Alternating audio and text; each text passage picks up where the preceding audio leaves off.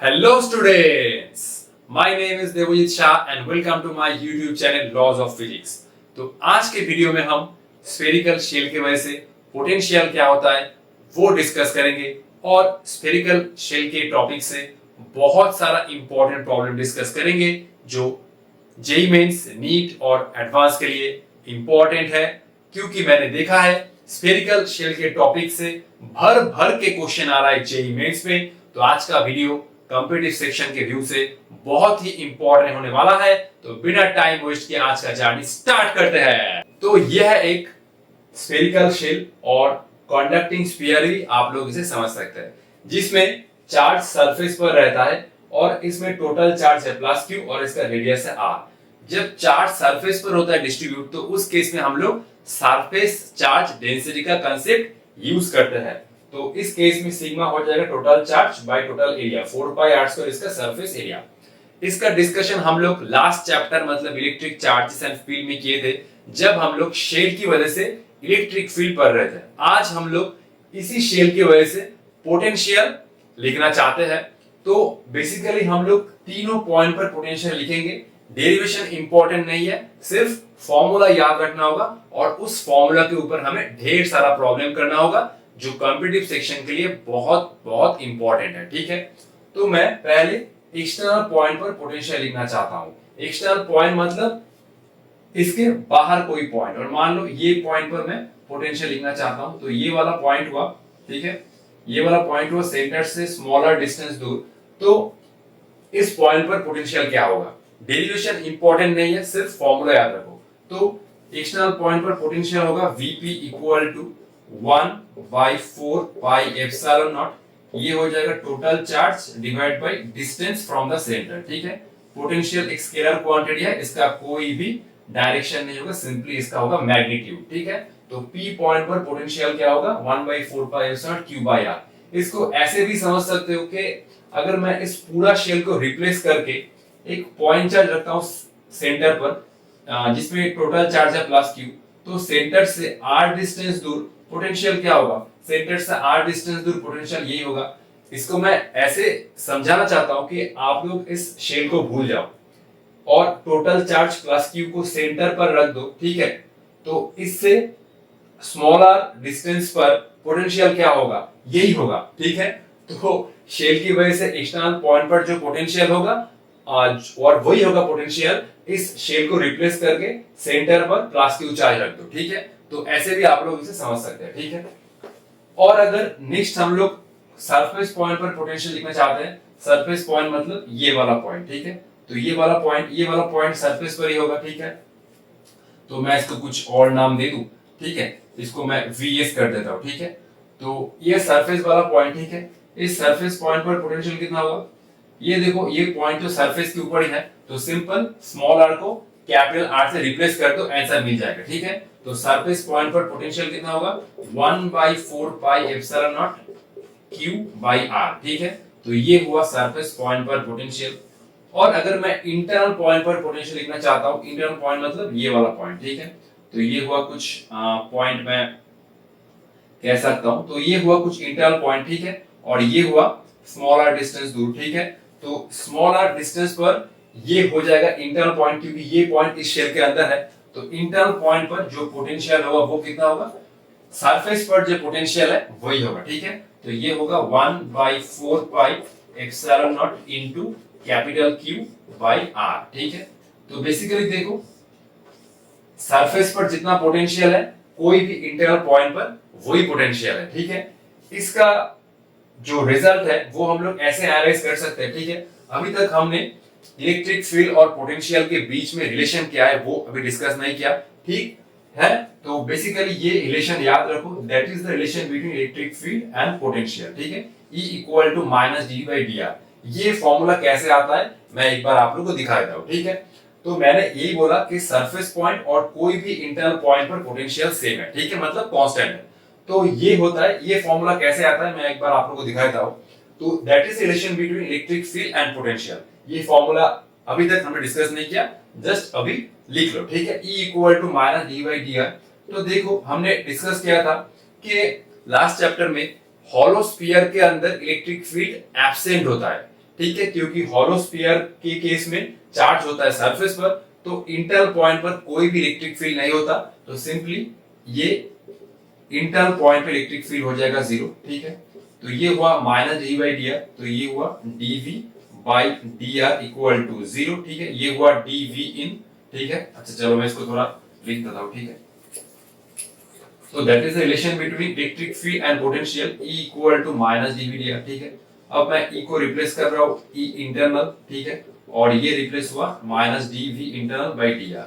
Spherical shell के अंदर कोई भी इलेक्ट्रिक फील्ड नहीं होता है, तो ये बन जाएगा zero equal to minus of dv in by dr। ठीक है, तो ये हुआ dv internal by dr equal to zero.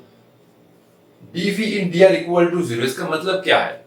कोई भी एक कांस्टेंट क्वांटिटी का डिफरेंशियल होता है जीरो, तो इस केस में इंटरनल पॉइंट पर जो पोटेंशियल होगा वो होगा कांस्टेंट। तो v in equal to constant, मतलब इंटरनल पॉइंट पर पोटेंशियल कांस्टेंट होगा, और वो हो जाएगा 1/4 pi epsilon naught into q by r। देखो ये तो कांस्टेंट है, तो सरफेस पर जो पोटेंशियल होगा वही होगा कोई भी इंटरनल पॉइंट पर पोटेंशियल, क्योंकि हमने देखा कि स्फेरिकल शेल के अंदर इलेक्ट्रिक फील्ड एब्सेंट है, तो इंटरनल पॉइंट पर होगा पोटेंशियल कांस्टेंट। ठीक है, इसको पहले लिख लो, हम लोग नेक्स्ट प्रॉब्लम डिस्कस करेंगे। ठीक है, तो ये है आज का हमारा पहला न्यूमेरिकल, और देख के कुछ सर्कल लग रहा है, हाँ इसी से काम चल रहा है। ठीक है, तो ये है एक स्फेरिकल शेल जिसका रेडियस है स्मॉल ए, और इसके सरफेस में टोटल चार्ज है प्लस q1, और ये है दूसरा स्फेरिकल शेल जिसका रेडियस है स्मॉल b, और इसमें चार्ज है प्लस q2। ठीक है, obviously b greater than a। ठीक है, ये हुआ लार्ज शेल और ये हुआ स्मॉल शेल। अब हमें इन दोनों शेल के वजह से कोई एक पॉइंट पर पोटेंशियल लिखना होगा। मैं मान लेता हूं कि ये वाला पॉइंट पर हमें पोटेंशियल लिखना होगा, ये p पॉइंट, और ये पॉइंट सेंटर से स्मॉल r डिस्टेंस पर है। ठीक है, तो बेसिकली फिगर देख के ही हमें समझ में आ रहा है, इस फिगर को देख के ये P पॉइंट पर जो पोटेंशियल होगा वो इन दोनों शेल के वजह से होगा। तो कैसे हम लोग P पॉइंट पर पोटेंशियल लिखेंगे? अगर इस प्रॉब्लम को तुमने ध्यान से समझ लिया तो कोई भी प्रॉब्लम तुम इजीली कर सकते हो, और ये मेरा वादा है। तो P पॉइंट पर हम लोग पोटेंशियल कैसे लिखेंगे? तो ये हुआ पोटेंशियल एट P।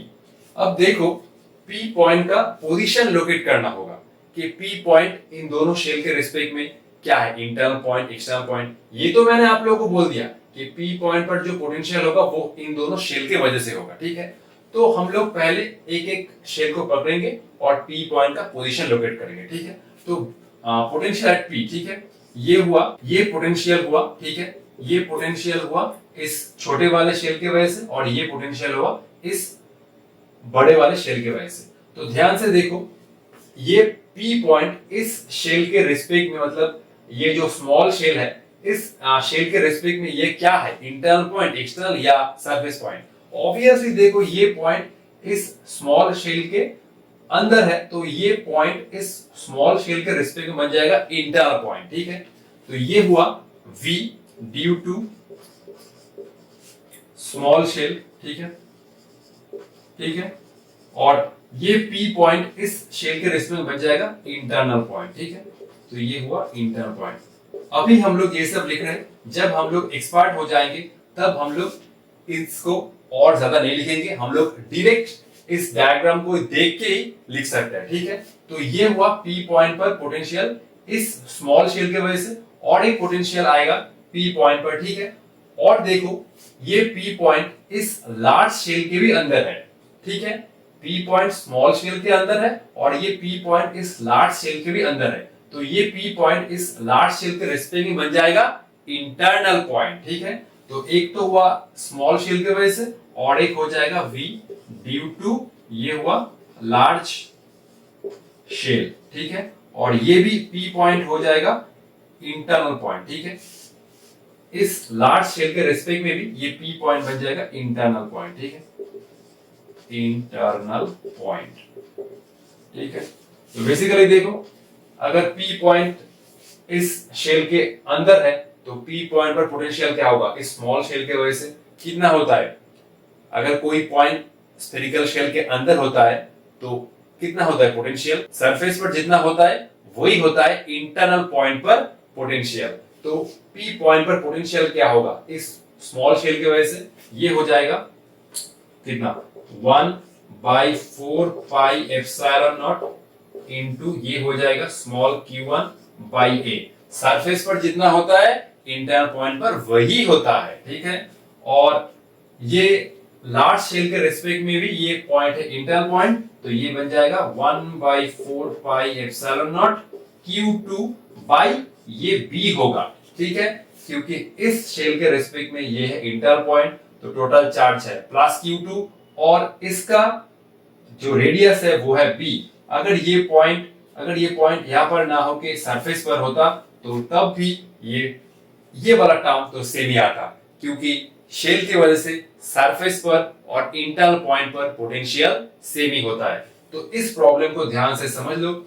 ये पॉइंट इस स्मॉल शेल की वजह से है इंटरनल पॉइंट, तो इंटरनल पॉइंट पर क्या होता है पोटेंशियल 1/4 चार्ज अपॉन रेडियस।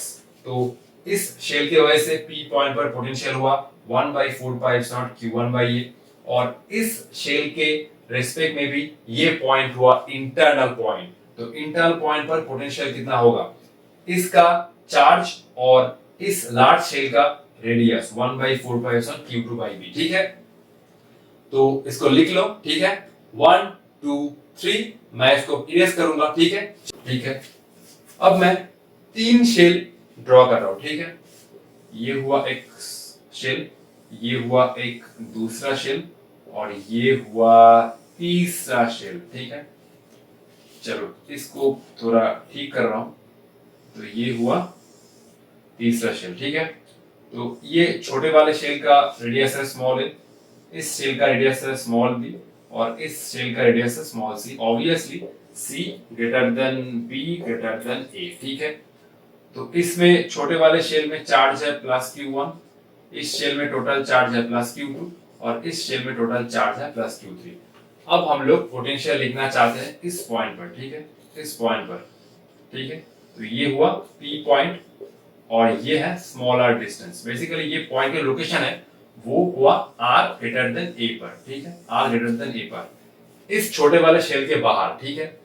अब ऑब्वियसली अगर P पॉइंट पर हम लोग पोटेंशियल लिखना चाहते हैं तो P पॉइंट पर पोटेंशियल होगा इन तीनों शेल की वजह से जो पोटेंशियल होगा। तो सिंपली तीनों शेल की वजह से पोटेंशियल लिखो, ऐड कर दो, आ जाएगा आंसर, ठीक है।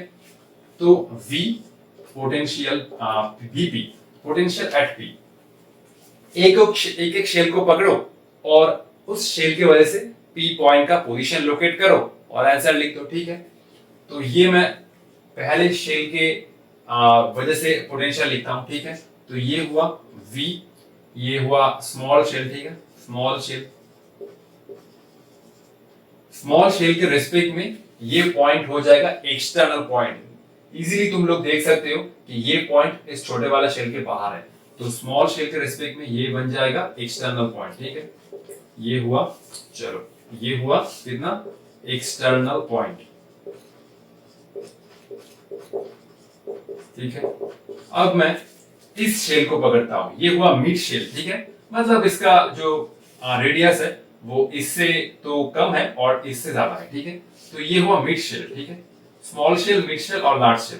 तो देखो मिड शेल के रेस्पेक्ट में ये शेल की वजह से मतलब इसका रेडियस है स्मॉल बी, तो इस शेल के रेस्पेक्ट में P पॉइंट का पोजीशन क्या है, ये है इंटरनल पॉइंट। क्योंकि देखो इस शेल के रेस्पेक्ट में ये पॉइंट है इसके अंदर, तो ये वाले शेल की वजह से ये पॉइंट बन जाएगा इंटरनल पॉइंट, ठीक है। तो ये हुआ इंटरनल पॉइंट, ठीक है, इंटरनल पॉइंट। और एक बचा लार्ज शेल ना, एक बचा लार्ज शेल, LARGESHELL। ये जो एकदम बड़ा वाला शेल है, इस शेल के रिस्पेक्ट में भी P पॉइंट का पोजीशन क्या है, ये तो हुआ इस शेल की वजह से भी इंटरनल पॉइंट, क्योंकि ये पॉइंट इसके अंदर है, ठीक है। तो ये हुआ लार्ज शेल के रिस्पेक्ट में भी इंटरनल पॉइंट। कुछ नहीं, सिंपल पोटेंशियल लिख दो, काम बन जाएगा, ठीक है। तो P पॉइंट इस शेल के रेस्पेक्ट में बाहर है, कितना होगा potential 1/4 total charge upon centre से उस पॉइंट का डिस्टेंस, ठीक है।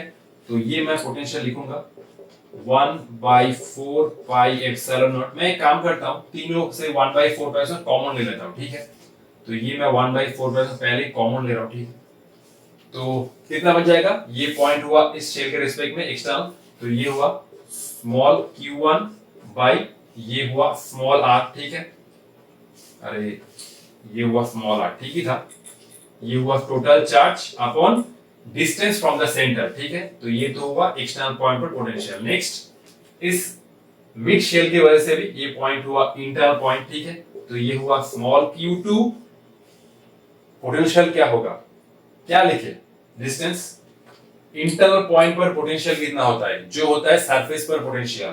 तो इस शेल का रेडियस कितना है, b, ठीक है। तो अगर ये पॉइंट इसके सरफेस के ऊपर भी होता तब भी पोटेंशियल सेम होता, तो ये हुआ q2 बाई b, ठीक है। इंटरनल पॉइंट पर जो पोटेंशियल है सरफेस पर भी वही पोटेंशियल है। इस मिड शेल के रिस्पेक्ट में ये पॉइंट हुआ इंटरनल पॉइंट, और इंटरनल पॉइंट और सरफेस पॉइंट पर पोटेंशियल सेम ही होता है। तो ये हुआ q2 अपॉन b, और ये वाला पॉइंट इसके रिस्पेक्ट में भी इंटरनल पॉइंट, ठीक है, देख सकते हो। तो इस लार्ज शेल के सरफेस पर चार्ज है q3, और इसका जो रेडियस है वो है स्मॉल c, ठीक है। तो ये हुआ फाइनल आंसर, ठीक है। अब हम लोग कुछ कॉम्पिटिटिव सेक्शन का प्रॉब्लम डिस्कस करेंगे। इसको पहले ध्यान से लिख लो और समझ लो। मैं एक बार और इसको रिवाइज कर रहा हूँ। ये वाला पॉइंट इस शेल के रिस्पेक्ट में एक्सटर्नल पॉइंट है, तो एक्सटर्नल पॉइंट पर पोटेंशियल कितना होता है, 1/4 पाई एप्सिलॉन का हुआ total charge upon distance from the centre. इस शेल के रिस्पेक्ट में ये पॉइंट हुआ इंटरनल पॉइंट, तो पोटेंशियल क्या होगा, q2 अपॉन रेडियस, ठीक है, q2 अपॉन रेडियस। और ये पॉइंट भी इस शेल के रिस्पेक्ट में हुआ इंटरनल पॉइंट, तो क्या होगा पोटेंशियल, q3 अपॉन रेडियस, ठीक है। पहले लिख लो। अब हम लोग प्रॉब्लम डिस्कशन करेंगे, ठीक है। बेसिकली जेईई मेंस और एडवांस का और नीट का, ठीक है। तो ये हुआ आज का हमारा प्रॉब्लम नंबर 3, और ये प्रॉब्लम है AIEEE जो पहले होता था 2003 का, ठीक है। तो मैं कहां पर लिखूं, यहाँ पर, चलो यहाँ पर लिख देता हूं, ठीक है। तो ये हुआ एक स्फेरिकल शेल, इसका जो रेडियस है वो है r, ठीक है। अब इसके सरफेस पर जो टोटल चार्ज है, ठीक है, वो है स्मॉल q, ठीक है। और इसके सेंटर पर भी एक चार्ज है, वो है प्लस q, ठीक है। ये एक स्पेशल केस है। इस हॉलो स्फेरिकल शेल के सरफेस पर टोटल चार्ज है स्मॉल q, और सेंटर पर और एक चार्ज है प्लस q। तो हमें क्या निकालना होगा, potential at A distance r/2 from the centre, ठीक है। मैं आप लोगों को चारों ऑप्शन दे रहा हूं, ठीक है। तो पहला ऑप्शन हुआ q divide by 4 pi epsilon nought r, plus ये हुआ twice q by 4 pi epsilon nought r। Next है twice q by 4 pi epsilon nought r, plus ये हुआ capital Q by 4 pi epsilon nought r। Next option है, क्या लिखूं, ये हुआ Q divide by 4 pi epsilon nought r, plus ये हुआ capital Q by 4 pi epsilon nought r, ठीक है। नेक्स्ट ऑप्शन है capital Q divide by 8 pi epsilon nought r, और ये भी हुआ capital Q by 8 pi epsilon nought r, ठीक है। आप लोग एक बार वीडियो पॉज करके इसको ट्राई जरूर कीजिए, ठीक है। मैं आप लोगों से यही रिक्वेस्ट करूंगा। नेक्स्ट हम लोग इसका सॉल्यूशन डिस्कस करेंगे, ठीक है। तो 1 2 3, आई होप आप लोगों ने ये प्रॉब्लम ऑब्वियसली सॉल्व कर लिया होगा, और इसका आंसर है ऑप्शन ए। कुछ लोग ऑप्शन डी भी टिक कर सकते हैं, क्योंकि इसमें कुछ 8 का सिमिलरिटी है, ठीक है। आइए इसको समझते हैं, ठीक है। तो बेसिकली किस पॉइंट पर पोटेंशियल हम लोग निकालना चाहते हैं, potential at a distance r/2 from the centre. तो ये हुआ इसका रेडियस r, ठीक है। तो ये हुआ r/2 पर पोटेंशियल, ठीक है। तो ये मैं पॉइंट P ले रहा हूं, तो मैं P पॉइंट पर पोटेंशियल लिखूंगा, ठीक है। तो P पॉइंट पर, ठीक है। बेसिकली P पॉइंट पर जो पोटेंशियल होगा वो तो एक होगा इस शेल की वजह से, और पोटेंशियल होगा इस चार्ज की वजह से जो सेंटर पर बैठा हुआ है, ठीक है। तो बेसिकली देखो इस शेल की वजह से ये P पॉइंट हुआ इंटरनल पॉइंट, ठीक है। V शेल, ठीक है, ये तो हुआ इंटरनल पॉइंट। और इस चार्ज Q के रेस्पेक्ट में, ठीक है, ये हुआ कितना डिस्टेंस दूर, r/2 डिस्टेंस दूर, एट डिस्टेंस ये हुआ प्लस r/2, ठीक है। ये तो हुआ, एक तो हुआ इस शेल की वजह से P पॉइंट का लोकेशन इंटरनल पॉइंट, और एक पोटेंशियल होगा इस चार्ज की वजह से r/2 डिस्टेंस पर, ठीक है। तो क्या होगा शेल की वजह से इंटरनल पॉइंट पर पोटेंशियल, ये हो जाएगा 1/4 pi epsilon not small q upon radius, ठीक है। और एक हो जाएगा 1/4 pi epsilon not plus q के वजह से कोई डिस्टेंस पर पोटेंशियल क्या होता है, स्मॉल q अपॉन r। तो ये हुआ कैपिटल Q, डिस्टेंस कितना है सेंटर से, ये हो जाएगा r/2। तो एक हुआ शेल की वजह से, दूसरा हुआ एक चार्ज की वजह से, ठीक है।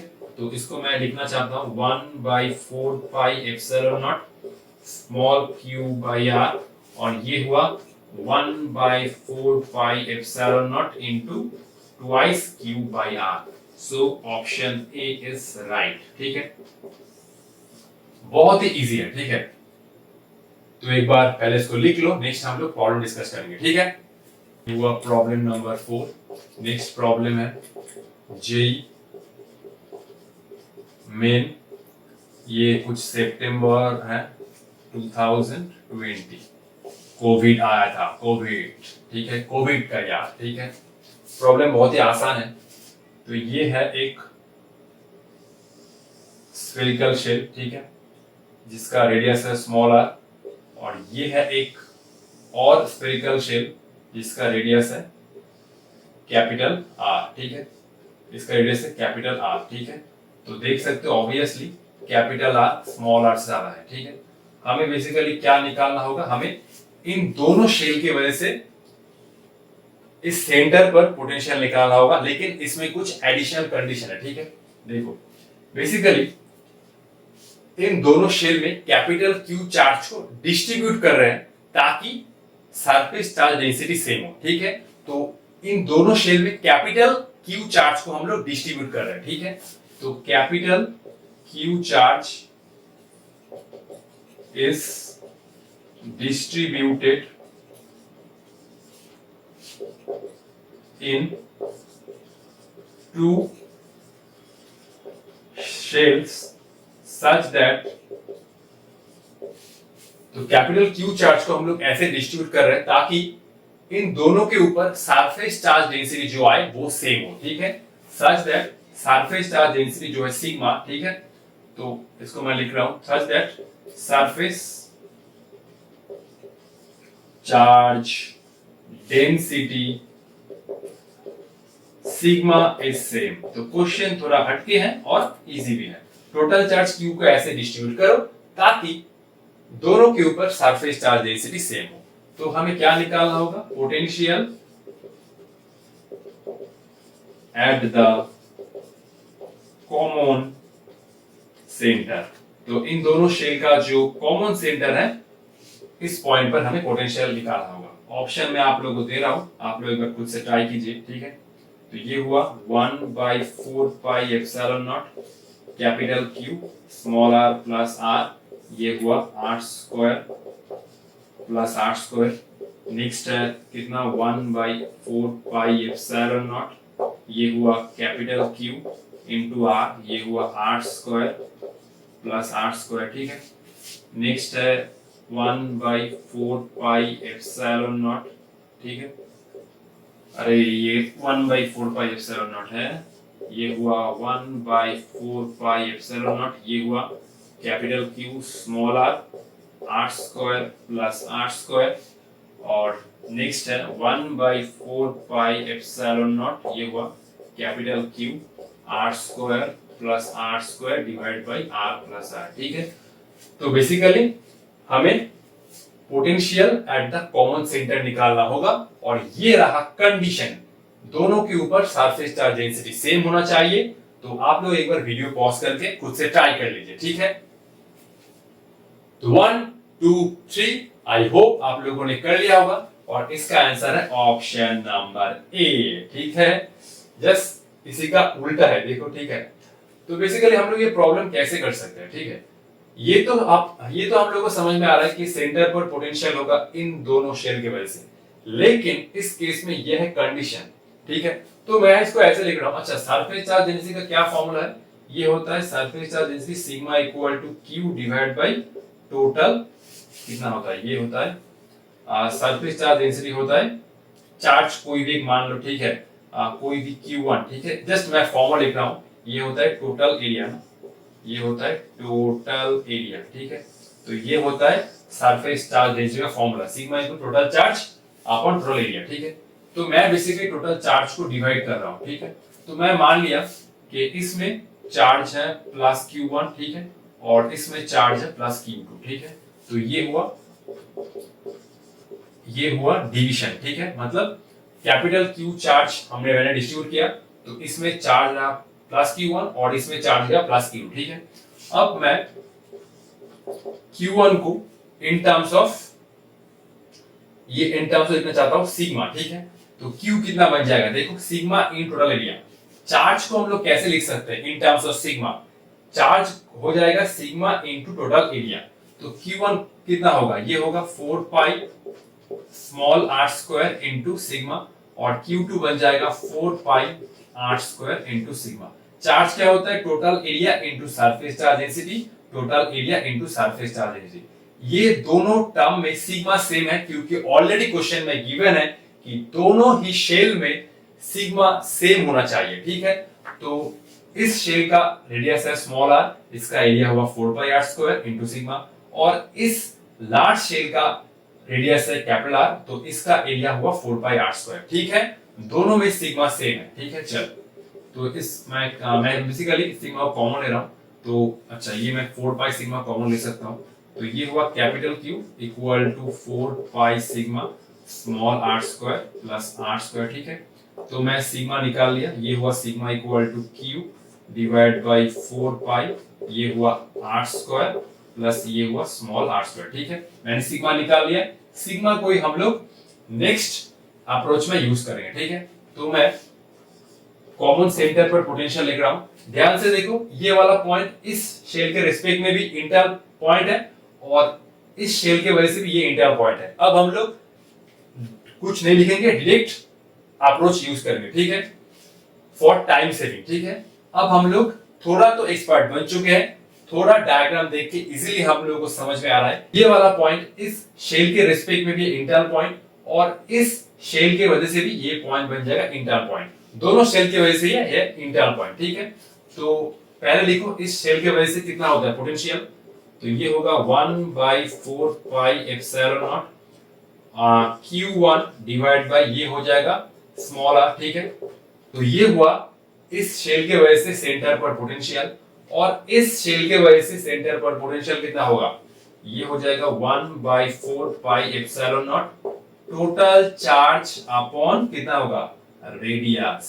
ये तो मैंने बोला था कि सरफेस पॉइंट और इंटरनल पॉइंट पर पोटेंशियल सेम होता है। ये वाले शेल की वजह से ये पॉइंट हुआ इंटरनल पॉइंट, तो पोटेंशियल क्या है? टोटल चार्ज अपॉन रेडियस, और इस वाले शेल की वजह से भी ये है इंटरनल पॉइंट, तो टोटल चार्ज अपॉन रेडियस। ठीक है, मैं बेसिकली एक काम कर रहा हूं, मैं Q1 को ऐसे रिप्लेस कर रहा हूं। ठीक है, 4 पाई r स्क्वायर सिग्मा ऐसे रिप्लेस कर दूं, इसको तो रिप्लेस करना ही होगा। ठीक है, अच्छा, मैं पहले 1/4 पाई एप्सिलॉन कॉमन ले रहा हूं। ठीक है, तो ये हुआ स्मॉल Q1 बाय r, और ये हुआ small Q2 by capital R। ठीक है, अब स्मॉल Q1 को रिप्लेस करो 4 पाई r स्क्वायर सिग्मा से। ठीक है, तो ये हुआ 1/4 पाई एप्सिलॉन नॉट। ठीक है, स्मॉल Q1 कितना बना?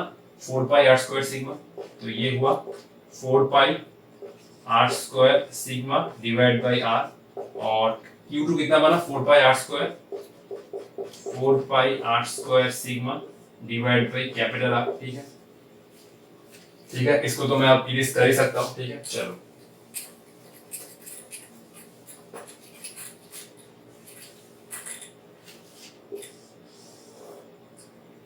तो कॉमन पॉइंट पर पोटेंशियल कितना आ रहा है? अच्छा मैं देखो यहाँ से क्या लिख सकता हूँ, 8 से 8 स्क्वायर गए r बचा, 8 से 8 स्क्वायर गए r बचा। मैं यहाँ से 4 पाई सिग्मा कॉमन ले सकता हूँ। ठीक है, 4 पाई सिग्मा 4 पाई सिग्मा। ठीक है, तो ये हुआ 1 बाई 4 पाई एप्सिलॉन नॉट तो ऑलरेडी था। नेक्स्ट मैं 4 पाई सिग्मा बाहर ले रहा हूँ तो ये हुआ 4 पाई सिग्मा, और ये ब्रैकेट के अंदर बचा कितना, ये हुआ स्मॉल r पास प्लस कैपिटल R। ठीक है, ये हुआ small r plus capital R। ठीक है, अब मैं इसको 4 पाई रखता हूँ, 4 पाई एप्सिलॉन नॉट भी रखूंगा, स्मॉल सिग्मा को रिप्लेस कर रहा हूँ। ठीक है, स्मॉल सिग्मा को रिप्लेस कर रहा हूँ, ये होता है capital Q by 4 pi r square plus r square. ये टर्म मैंने इसीलिए निकाला था ताकि मैं स्मॉल सिग्मा को रिप्लेस कर सकूं, क्योंकि फाइनल आंसर में स्मॉल सिग्मा का टर्म नहीं है, कैपिटल Q का टर्म है। ठीक है, तो ये हुआ सिग्मा कितना, Q डिवाइड बाई 4 पाई, ये हुआ capital R square plus small r square, ये हुआ small r plus capital R।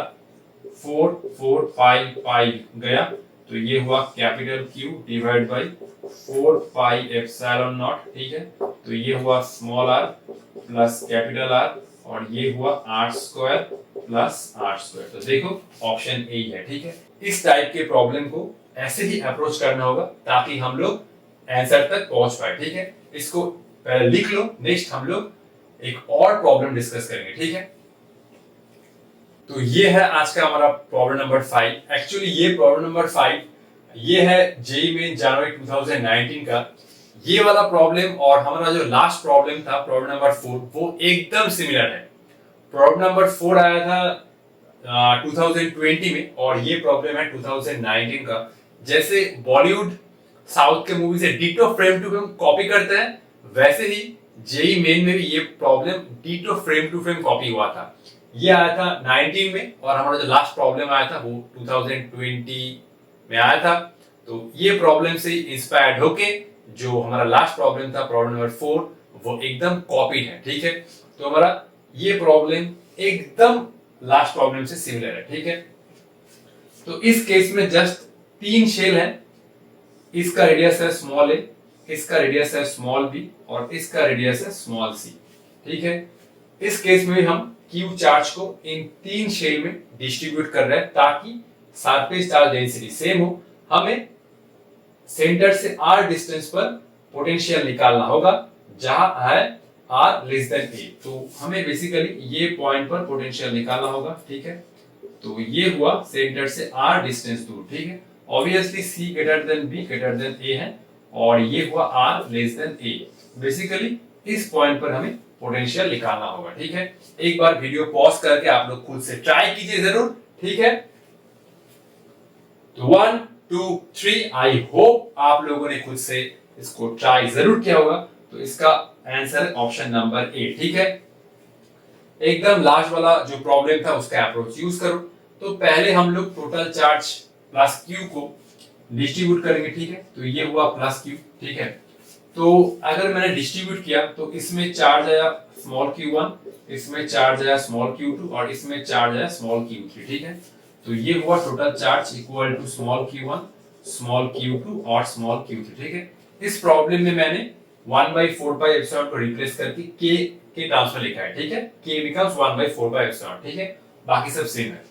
तो ये हुआ प्लस q, q1 कितना बना, टोटल चार्ज इनटू एरिया। ठीक है, तो q1 बना 4 पाई a square into sigma, q2 कितना बना 4 पाई b स्क्वायर इनटू सिग्मा और q3 बना 4 पाई c स्क्वायर इनटू सिग्मा। इसका रेडियस है स्मॉल a, इसका रेडियस है स्मॉल b और इसका रेडियस है स्मॉल c। देख सकते हो सब में सिग्मा सेम है। ठीक है, तो मैं 4 पाई सिग्मा को कॉमन ले सकता हूं, 4 पाई सिग्मा, ये बना a स्क्वायर, ये बना b स्क्वायर और ये बना c स्क्वायर। तो सिग्मा कितना होगा, सिग्मा होगा q डिवाइड बाई 4 पाई, ये होगा a square plus b square और ये होगा c स्क्वायर। ठीक है, a square plus b square plus c square. Next हम लोग p पॉइंट पर पोटेंशियल लिखेंगे। क्या करना होगा, एक एक शेल को पकड़ो और उस शेल के वजह से पी पॉइंट का पोजीशन एनालाइज करो, पोटेंशियल लिख दो। ठीक है, तो मैं पी पॉइंट पर पोटेंशियल लिख रहा हूं। ठीक है, अब मैं 1/4πε नहीं लिखूंगा, के लिखूंगा। ठीक है, के। ठीक है, तो अब हम लोग उतना ज्यादा नहीं लिखेंगे। अब आप लोग थोड़ा बहुत इंटेलिजेंट हो गए हो मेरे हिसाब से, ऑब्वियसली आप लोग बहुत इंटेलिजेंट हो। ठीक है, तो पहले ये स्मॉल शेल के रिस्पेक्ट में, ठीक है, तो पहले ये स्मॉल शेल के रिस्पेक्ट में ये बना इंटरनल पॉइंट। इंटरनल पॉइंट पर पोटेंशियल कितना बनता है, चार्ज अपॉन रेडियस, तो Q1/A होगा। ठीक है, तो ये बना K, Q1 बाई ये हुआ A। ठीक है, प्लस देखो ये शेल के रेस्पेक्ट में जिसका रेडियस है स्मॉल b, ये शेल के रेस्पेक्ट में ये P पॉइंट कैसा पॉइंट है, इंटर पॉइंट ही है, क्योंकि ये पॉइंट इसके अंदर ही है।